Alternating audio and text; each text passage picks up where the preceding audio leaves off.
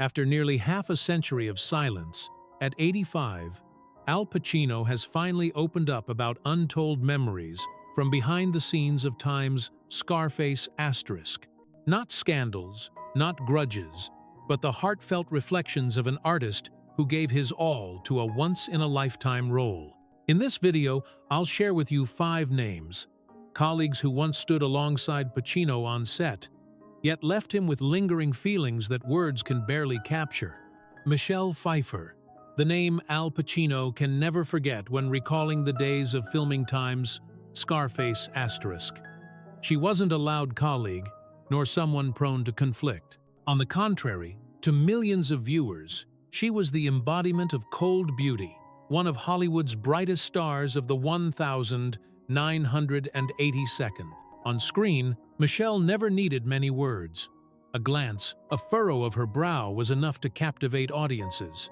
People called her the Ice Queen of Time's Scarface, Time's distant yet irresistible.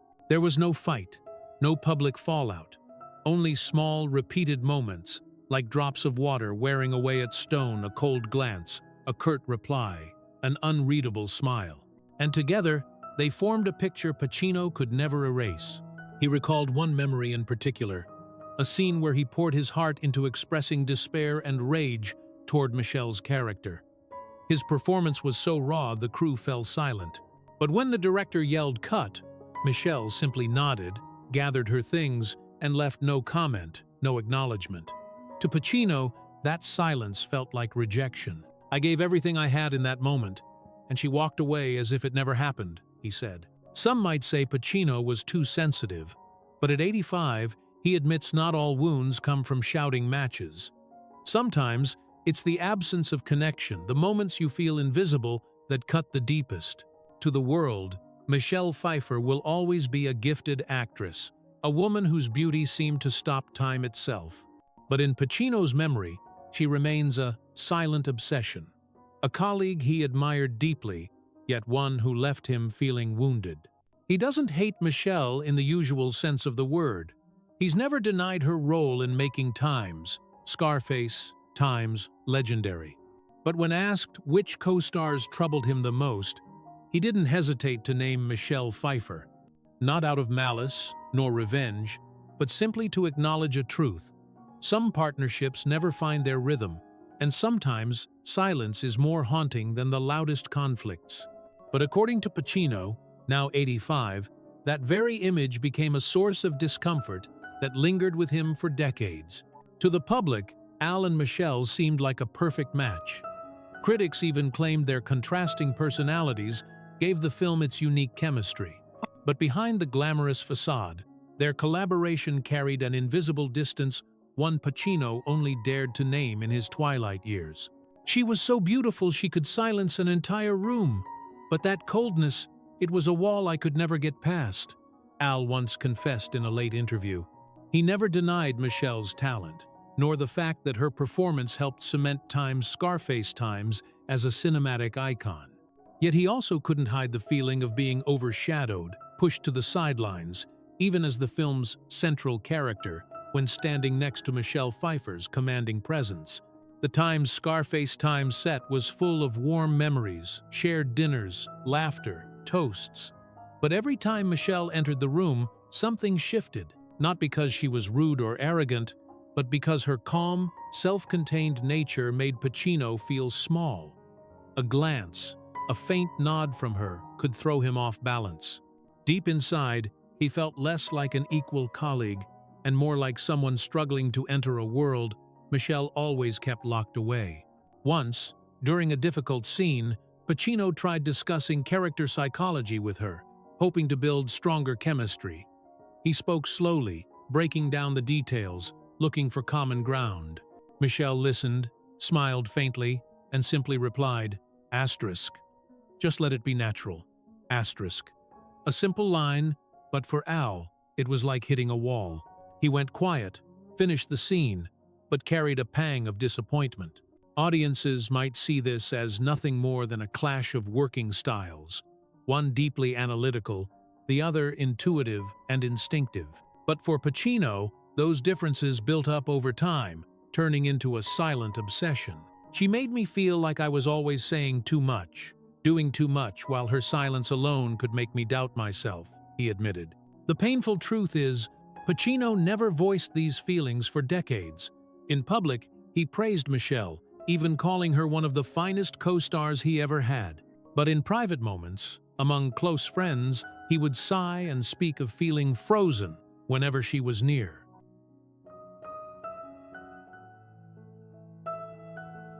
Stephen Bauer, the companion who became a shadow in Al Pacino's memory. What stung most was the contrast between perception and reality.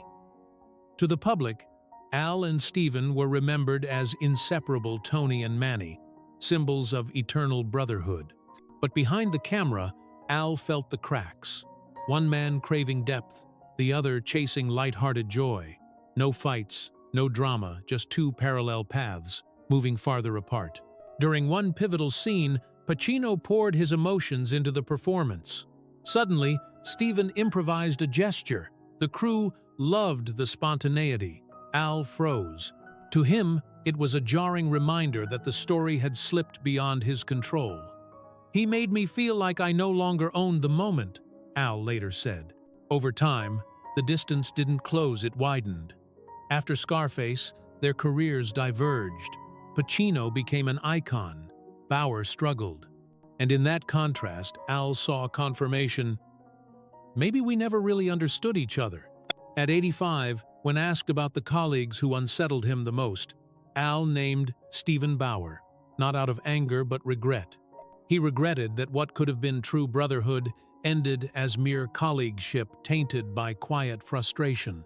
To audiences, Stephen will forever be Manny, the faithful friend, the irreplaceable partner. But in Pacino's memory, he became proof that not every bond on screen survives off-screen. Sometimes, what viewers celebrate as brotherhood is nothing more than a layer of paint covering two souls that never truly connect. He wasn't an enemy, not a bad man, Al reflected. He was just the shadow of something I once hoped for, a friend, a brother, but that never came to be. And in finally admitting that truth, Pacino felt the weight lift. He wasn't bitter anymore, just honest. Honest about the fact that eternal brotherhood on screen, sometimes, is nothing more than a role. If Michelle Pfeiffer was the icy wall that pushed Al Pacino away, then Stephen Bauer was the opposite, a story of closeness, fleeting brotherhood, and ultimately, quiet disappointment. In Scarface, Bauer played Manny, Tony Montana's loyal right-hand man. Manny was a friend, a comrade, at times even a brother Tony could not live without. And off-camera, the bond between Al and Stephen seemed to begin the same way.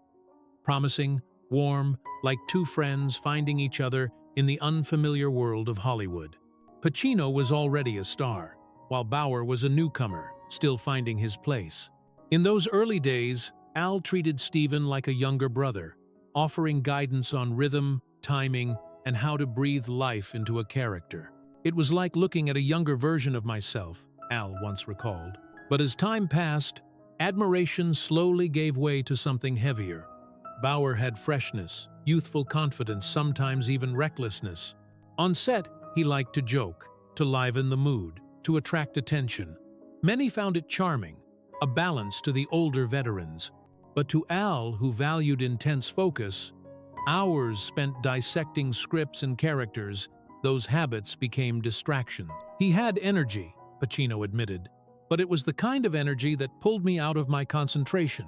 More than once, while Al was preparing for a tense scene, Stephen would break the moment with a joke or story. The crew laughed. Al stayed silent.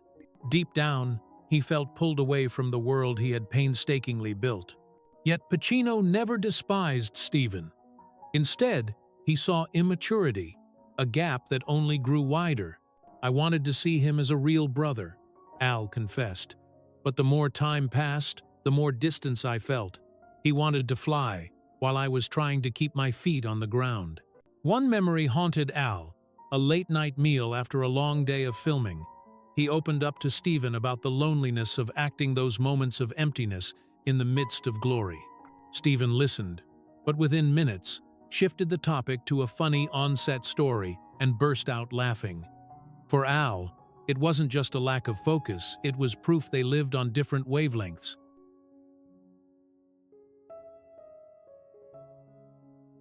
Mary Elizabeth Mastrantonio, the on-screen sister who haunted Al Pacino.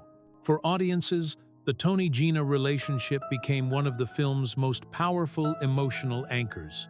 But in the background, that very bond unsettled Pacino, making him feel like he was losing his grip on the stage he had always commanded. Time passed. Mary continued her career, though never reaching Pacino's legendary status. Yet Gina Montana remained etched in film history. And for Al, the memory of her performance was bittersweet, beautiful yet painful. At 85, when asked about colleagues who troubled him, Pacino named Mary, not out of bitterness, but out of a tangled mix of admiration and hurt. She reminded him of his youth, of freedom, but also of time's cruelty. "She made me feel old," Pacino confessed, "not with words, but with her innocence, and that's something I'll never forget." To audiences, Mary Elizabeth Mastrantonio will forever be Gina Tony's beloved sister. But in Pacino's memory, she was also a mirror reflecting a harsh truth. No one can hold on to youth forever, and sometimes another's innocence becomes your deepest regret. And in naming her at last, Pacino closed a chapter of memory, not of hatred, but of unresolved harmony. For as much as she unsettled him, he admitted one final truth. Without Mary, Scarface could never have touched audiences in the way it did. Among the names that unsettled Al Pacino most when recalling Scarface, perhaps the most surprising is Mary Elizabeth Mastrantonio. To many audiences, she was the youthful soul of the film, embodying Gina Montana, the innocent yet ambitious sister whose arc carried some of the film's deepest emotions. On screen, the bond between Tony and Gina moved millions. But off-screen, for Pacino, the experience left behind invisible scars, feelings he only admitted at the age of 85. At the time, Mary was new to Hollywood, wide-eyed, fresh-voiced, with a natural style that drew the attention of the entire crew. For director Brian De Palma, she was the perfect balance to Tony's ferocity. Gina's softness and vulnerability offered contrast to the male-dominated brutality of the film. To viewers, she became unforgettable. To Pacino, though, things were more complicated. "She reminded me of my own family," he once said. "But she also made me strangely uneasy." That unease came from her acting style. Pacino was meticulous, detail-driven, determined to control every glance, breath, and gesture.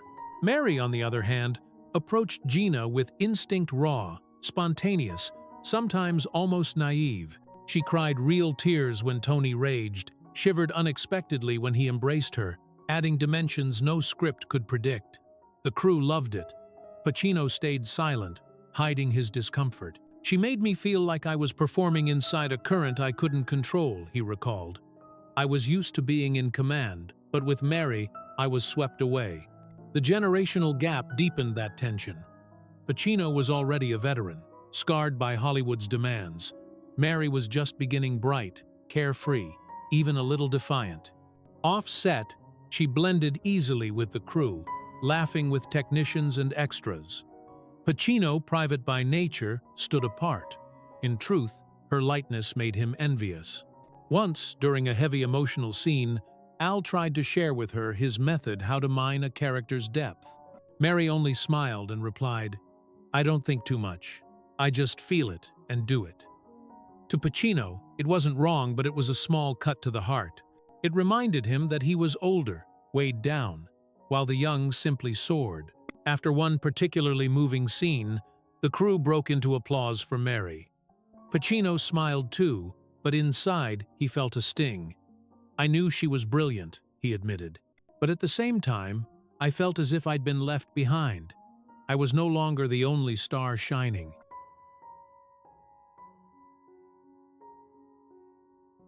Miriam Colon, the on-screen mother, but a scar in Al Pacino's heart. That unspoken wall became an obsession. For years, Pacino carried the memory of her eyes steady, dismissive, almost eternal. No shouting, no conflict, just a refusal so quiet it cut deeper than any insult. She made me feel like a bad son even when the cameras stopped rolling, Pacino confessed. Audiences adored Miriam Colon for her truthfulness, for portraying a mother who would never compromise with evil. But for Pacino, it was a private torment. He couldn't separate fiction from reality, because Miriam's performance had been too raw, too real. Decades later, when asked about the colleagues who unsettled him most, Pacino named Miriam Colon. Not out of hatred, he respected her greatly, but because of the feeling she left in him, an unbearable sense of rejection without escape. To the public, Miriam Colon is remembered as a symbol of strength, a woman who stood her ground in art and in life. But to Al Pacino, she was also the mother on screen, who carved a scar in his heart, the scar of being denied, of facing unshakable truth, and of realizing that sometimes the hardest wounds are inflicted not by harsh words, but by unwavering authenticity. In Scarface, Miriam Colon played Tony Montana's mother, a role brief in screen time, yet unforgettable in impact. With just a few short scenes, she embodied a stern woman who rejected her son's dirty money and even their bond of blood if it meant embracing crime. For audiences, it was a deeply human moment, adding weight to Tony's tragedy. But for Al Pacino, Miriam Colon became tied to a very different feeling, a raw discomfort, as if he himself were being rejected, even off camera. Miriam Colon was not a Hollywood superstar, but she carried the grace and discipline of a seasoned artist. On set, she was calm, reserved, almost detached from the chaos around her. To younger actors, she was like a kind aunt, but for Pacino, that very composure created a strange, invisible pressure. During their mother-son confrontations, Pacino poured his soul into Tony, at once violent and vulnerable, desperate for love yet terrified of rejection. He longed for Miriam's emotional reciprocity, a subtle bridge of connection. Instead, what he often received was an unwaveringly cold stare, lines delivered with sharp finality, not a trace of softness. "She made me feel invisible," Pacino once admitted. In one pivotal scene, Tony brings home a fortune, hoping his mother will forgive him.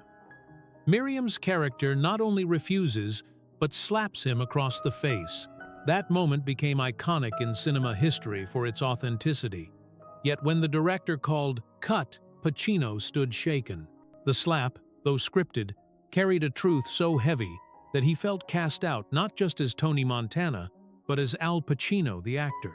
"I knew it was acting," he recalled, "but when she looked at me with those eyes, I truly believed she despised me, Al Pacino, not Tony Montana." Unlike Michelle Pfeiffer or Mary Elizabeth Mastrantonio, Pacino's unease with Miriam didn't stem from generational gaps or contrasting styles. It was deeper, the primal ache of rejection, the wound of a son denied forgiveness. Pacino, a man who spent his life chasing recognition from audiences, from peers, from himself, found himself stripped bare before Miriam Colon. She didn't need to project power. She didn't need many words. Through silence and quiet resolve, she made him feel small. Behind the scenes, Miriam was polite but never intimate. She chatted warmly with the crew, but with Pacino she kept a deliberate distance. Once, he tried to discuss Tony's psychology with her. She only nodded, offering no comment. To Pacino, it felt less like shyness than a firm statement. "You don't need to explain. I will not change my view of you."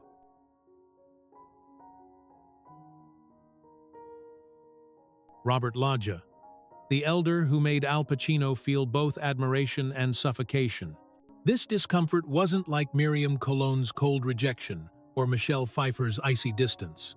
It was a subtler, heavier weight, the dread of being compared, of standing beside a veteran so immovable that even your brilliance feels fragile. In their pivotal confrontation, the scene sealing Frank Lopez's fate, Pacino screamed, raged, devoured the screen, while Loggia exuded a fatal calm, like a man who knew his end, yet refused to bend. The moment became legendary, but when the cameras cut, Pacino collapsed in sweat and breathlessness. Loggia simply smiled and lit another cigar. "That's when I understood some actors don't need to fight for presence.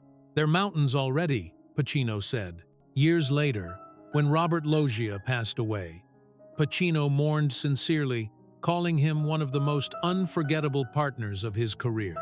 But he also admitted that during Scarface, Loggia had kept him in a constant state of tension, respect mixed with rivalry, admiration laced with doubt.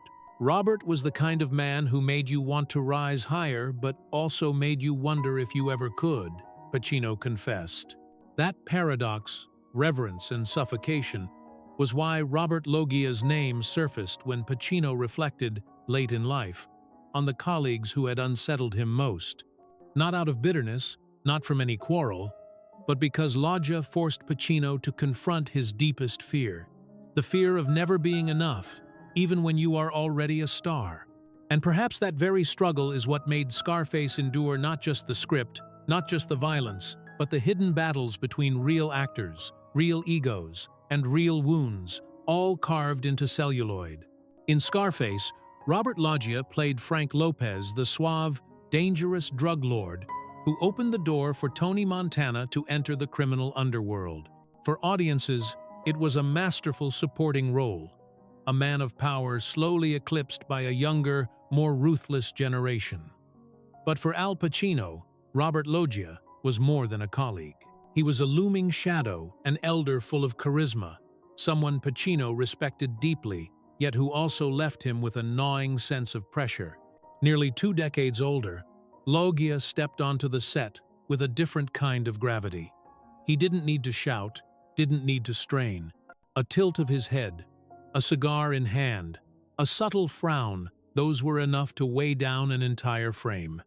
To the younger actors, that presence was a gift, a living lesson in craft.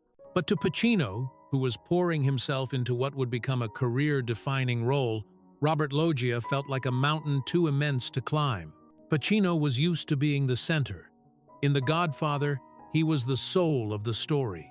In Serpico and Dog Day Afternoon, the single-figure audiences followed. But in Scarface, standing next to Loggia, he felt his own light being shared. There were moments he feared viewers might remember Frank Lopez more vividly than Tony Montana, with that half-smile, that seasoned air overshadowing Tony's desperate fire. Robert didn't have to try, but he radiated something that made me wary, Pacino admitted. Their scenes together carried this contrast. Loggia anchored them with quiet steadiness, few words, but delivered with weight. Pacino raged, flared, burned with intensity.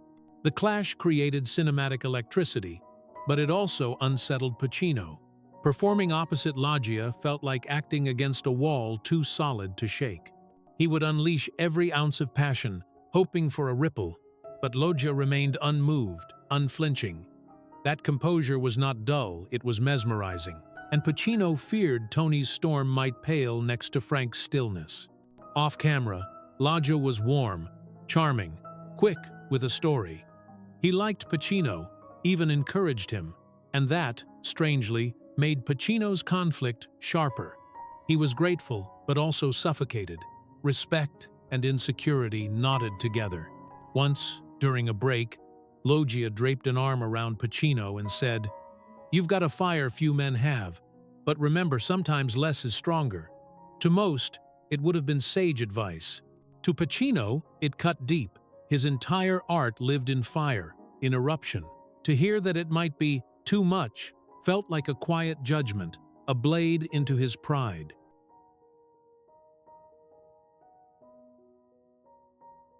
Today's story isn't meant to stir up old grudges or chase controversy, but simply to share Al Pacino's late reflections at the twilight of his life.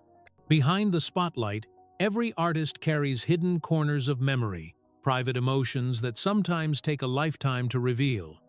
Thank you for staying with us until the end of this video. If you feel the same, we invite you to leave a few thoughts below and join us in preserving the timeless memories of cinema.